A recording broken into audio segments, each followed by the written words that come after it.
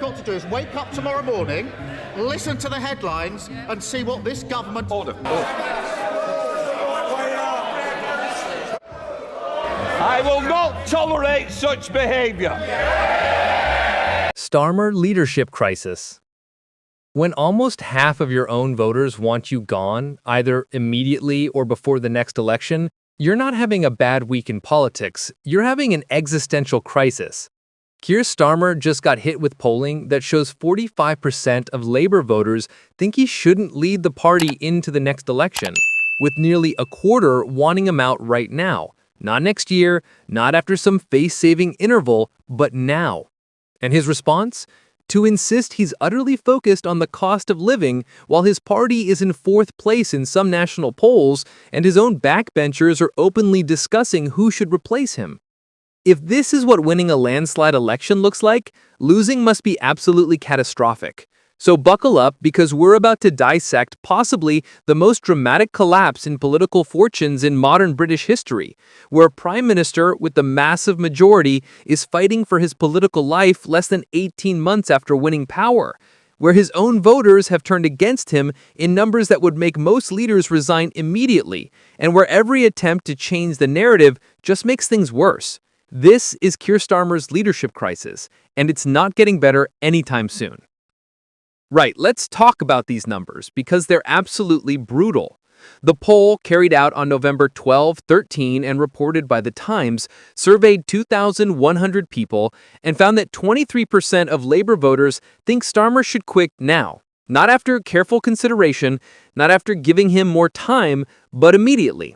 Pack your bags, clear your desk, hand over the keys to number 10 kind of now.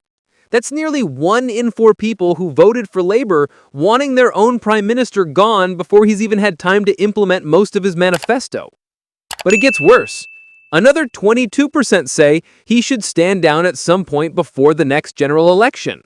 So when you add those together, you get 45% of Labour voters who don't want Starmer leading them into the next election. That's not a minority of critics or a vocal fringe, that's nearly half of your own support base saying you're not the person to take the party forward. For context, that's worse than the numbers that finished off most previous prime ministers who got pushed out by their own parties. Only about a third, 34% to be precise, said he should continue to lead Labour when the country next goes to the polls in 2029. That means more Labour voters want him gone than want him to stay. Think about that for a second. The people who voted for him, who presumably believed in his vision for the country, who gave him that massive majority, now want someone else in charge. That's not just disappointing polling, that's a complete collapse of confidence in leadership.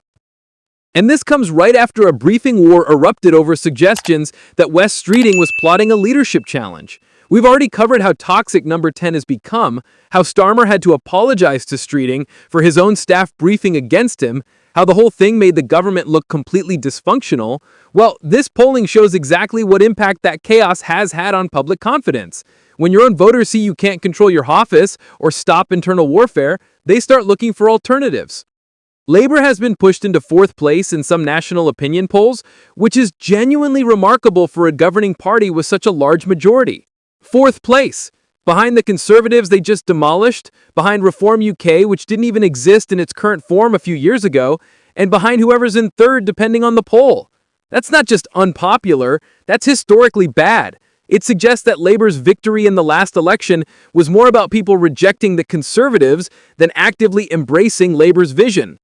But Starmer's response to all this is to insist he will definitely lead Labour into the next election and that he's utterly focused on the cost of living. He told the Mirror, and I'm paraphrasing here, that every minute not spent talking about and dealing with the cost of living is a minute wasted on the political work of this government, which is rich coming from someone whose government has spent the last few weeks consumed by internal briefing wars and leadership speculation.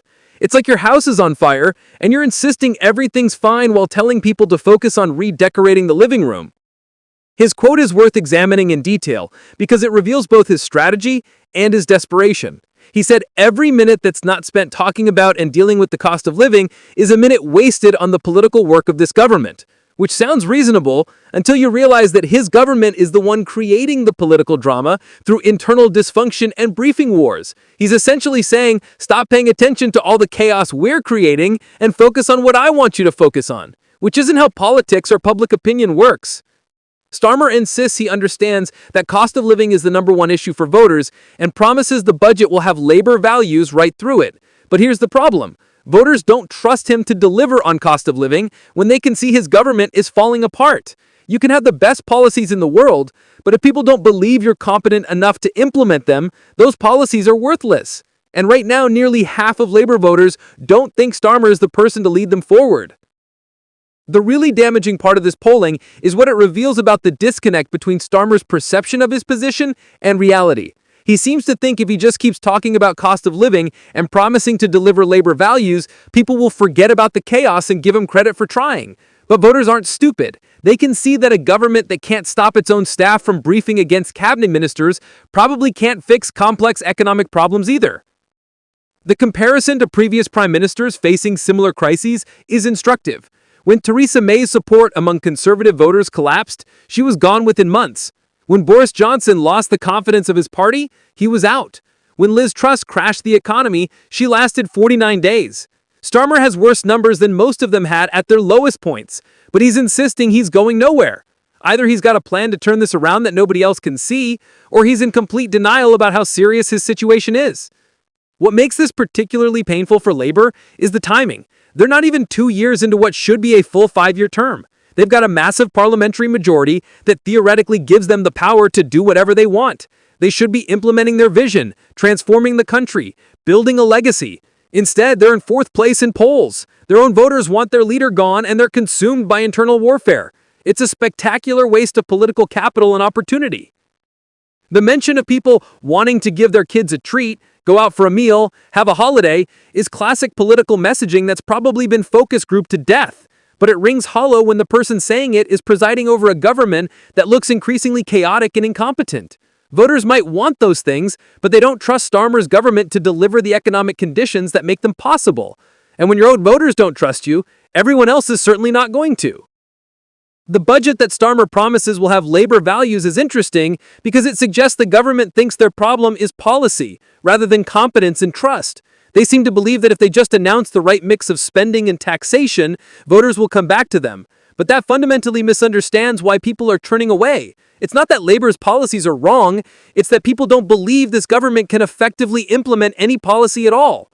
What Starmer really needs is not better messaging about cost of living, it's a complete reset of how his government operates. He needs to stop the briefing wars, get control of number 10, demonstrate competence in delivery, and rebuild trust with voters. But all of that requires admitting there's a problem, and his public statements suggest he thinks the issue is just messaging and media focus rather than fundamental dysfunction. The warning against wasting time on leadership rows is particularly galling because it's his government that's creating those rows through internal briefings and toxic culture. It's like someone starting a fight and then complaining that everyone's paying attention to the fight instead of listening to their policy announcements. If you don't want leadership speculation, don't run a government that generates leadership speculation through dysfunction and chaos. The fact that Wes Streeting's name keeps coming up as a potential alternative tells you something about how bad things have gotten. Streeting is younger, more charismatic, better at communicating, and has shown leadership during the chaos rather than contributing to it.